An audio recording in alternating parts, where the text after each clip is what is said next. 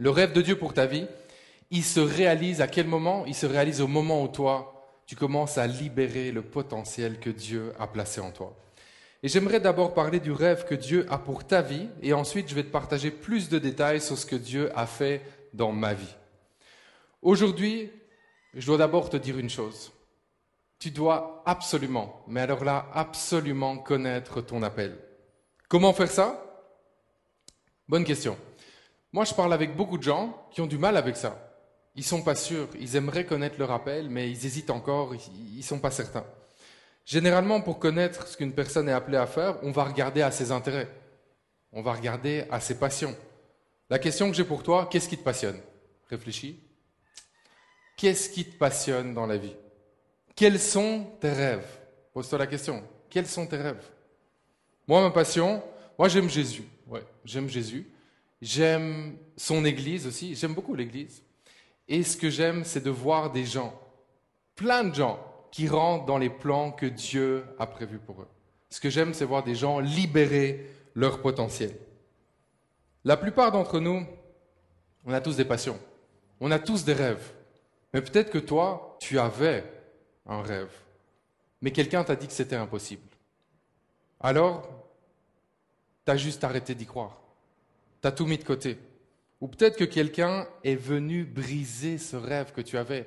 Tu croyais tellement dans quelque chose, tu avais tellement quelque chose que tu voulais faire. Mais il y a quelqu'un qui est venu tout briser. Et aujourd'hui, tu n'as plus de rêve. Aujourd'hui, tu vis dans la tristesse. Ou peut-être que toi, ça fait des années que tu vis ton rêve. Mais tu t'es jamais posé la question de savoir si c'était juste ton rêve ou si c'était aussi le rêve de Dieu pour ta vie. Que tu l'aies oublié, que tu le saches ou que tu n'y aies jamais pensé, laisse-moi t'annoncer aujourd'hui que Dieu a un rêve pour ta vie. Peu importe qui tu es, peu importe ton âge, peu importe ton passé, peu importe les souffrances que tu as pu traverser, peu importe ce que tu as, peu importe ce que tu n'as pas, Dieu a un rêve pour ta vie. Fais du bruit, célèbre Dieu avec moi là où tu es si tu le crois. Si tu dis oui, c'est vrai, Dieu a un rêve pour ma vie. Fais du bruit là où tu es en ce moment. Oui, on l'a vu, c'est sûr et certain. Dieu a un rêve pour ta vie. Dieu parle et dit ceci, Jérémie 29, 11. « Car je connais les projets que j'ai formés sur vous, dit l'Éternel, projets de paix et non de malheur, afin de vous donner un avenir et de l'espérance. » Le rêve de Dieu pour ta vie, c'est que tu puisses vivre tous les plans que Dieu a prévus pour ta vie. Jérémie 1,4. Voici les paroles que le Seigneur m'a adressées. Avant de te former dans le ventre de ta mère, je te connaissais. Avant ta naissance, je t'ai choisi pour me servir. J'ai fait de toi mon porte-parole auprès des peuples. T'imagines ça? Est-ce que tu t'imagines? Avant de nous former dans le ventre de notre mère, Dieu avait déjà un rêve pour nos vies. Éphésiens 2,10. Car nous sommes son ouvrage, ayant été créés en Jésus-Christ pour de bonnes œuvres que Dieu a préparées d'avance afin que nous les pratiquions.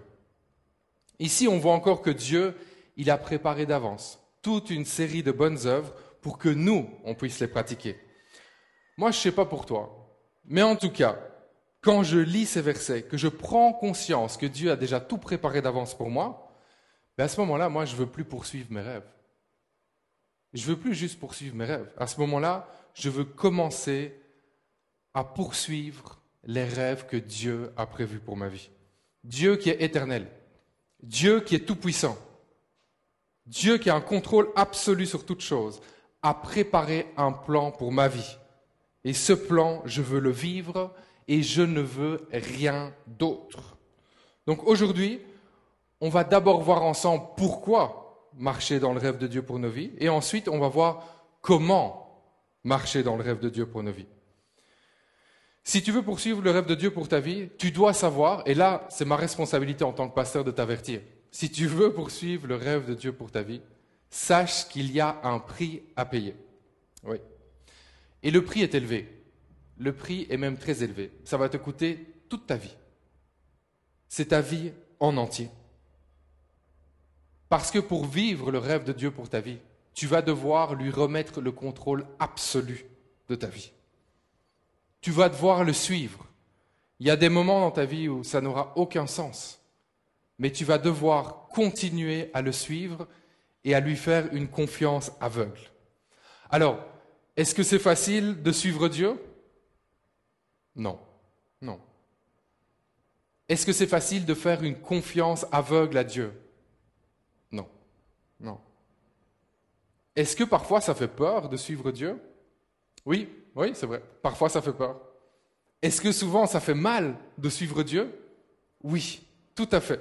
Mais je dois te le dire, c'est sûr. Parfois ça fait mal. Mais là, peut-être tu te poses la question, tu dis, bon, ok, mais si en même temps ça fait peur, ça fait mal, et puis je dois remettre le contrôle de ma vie en entier à Dieu, pourquoi est-ce que je poursuivrais le rêve de Dieu pour ma vie? Eh bien, aujourd'hui, ce qu'on va faire, c'est qu'on va décortiquer un peu ça, et on va voir 3 raisons. 3 bonnes raisons de poursuivre le rêve de Dieu pour ta vie. Première raison, parce que malgré les difficultés que tu vas rencontrer, tu vas te réaliser et tu vas être heureux. La Bible nous confirme dans 1 Pierre 4, 10 que chacun a reçu un don de Dieu. Peut-être que toi tu te dis, ouais, moi j'ai pas l'impression. J'ai pas l'impression moi que j'ai reçu vraiment un don. Je suis pas spécial, j'ai pas des super aptitudes dans un domaine. J'ai rien reçu. Eh bien c'est faux. C'est faux. Tu as reçu quelque chose de la part de Dieu. Dieu nous a tous équipés de dons et de talents. Peut-être que toi, ton don, il est facile à détecter. Peut-être tu chantes bien, tu joues bien au foot, tu dessines bien. C'est facile à détecter, ça se voit directement, l'œil le voit. On dit, waouh, cette personne a un don. Mais parfois, c'est plus difficile de déceler les dons qu'on a. Par exemple, si toi, tu as un don pour écouter les autres, tu parviens à mettre les gens à l'aise, à les écouter, tu as ce don d'empathie, ou tu as le don de service. Ce ne sont pas des choses qui sautent aux yeux comme ça. Mais c'est aussi des dons que Dieu a donnés. Et fais attention à ceci. Souvent, quand on est doué dans quelque chose, on se dit que c'est normal. On se dit, ah, c'est naturel, il n'y a rien d'exceptionnel. Mais c'est normal pour nous, oui, mais c'est exceptionnel pour les autres. Rappelle-toi que ton potentiel est caché dans tes dons. Alors, s'il te plaît, ne les gaspille pas. Au contraire, développe tes dons. Développe tes dons, entraîne-toi, travaille tes forces, trouve un mentor, contacte-le, demande-lui un rendez-vous, regarde des vidéos sur YouTube. Tu as déjà un don, maintenant il faut que tu le cultives. Regarde, il y a plein de ressources gratuites aujourd'hui que tu peux trouver en ligne. Il faut que tu améliores ce don. Suis peut-être une formation en ligne. Suis peut-être même des comptes sur les réseaux sociaux qui sont dans le domaine qui te touche toi, le domaine où tu as déjà des dons. Lis des articles, lis des livres sur ce sujet, mais surtout, ne te limite pas. Ne te limite pas. Notre première valeur à l'Église à Liberté Live, ça dit ceci. La seule limite est celle que Dieu place. Et comment est-ce qu'on le vit? On ajoute et on dit ceci, je crois que tout est possible. Répète-le avec moi là où tu es en ce moment. La seule limite est celle que Dieu place. Je crois que tout est possible.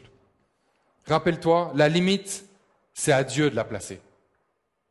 La limite dans ta vie, c'est à Dieu de la placer. C'est pas à toi d'aller mettre la limite. Rêve grand et commence petit. Car il y a quelque chose en toi. Il y a un don unique qui doit éclore pour la gloire de Dieu. Le pasteur Miles Monroe a dit ceci. Ne meurs pas vieux, meurs vide. C'est l'objectif de la vie. Là, tu dis, oh, qu'est-ce qu'il a voulu dire? Mourir vide, ça veut dire quoi? Ben, c'est simple. Ça veut dire que tout le potentiel que Dieu a placé en toi, tout doit sortir. Ça veut dire qu'il faut absolument que tu viennes et que tu libères ton potentiel. Et alors que tu vas laisser éclore et cultiver les dons, les talents que Dieu a placés en toi, tu vas connaître un bonheur extraordinaire. Parce qu'à ce moment-là, tu vas te réaliser. À ce moment-là, tu vas même plus te dire que tu es en train de travailler. Tu vas juste vivre le rêve que Dieu a prévu pour ta vie. Pourquoi poursuivre le rêve de Dieu pour ta vie? Deuxième raison. Parce que tu vas être béni et vivre la faveur de Dieu. Ah, ça vaut la peine ça. Être béni et vivre la faveur de Dieu. là où il y a union entre la volonté de Dieu et la nôtre, la faveur de Dieu commence à couler.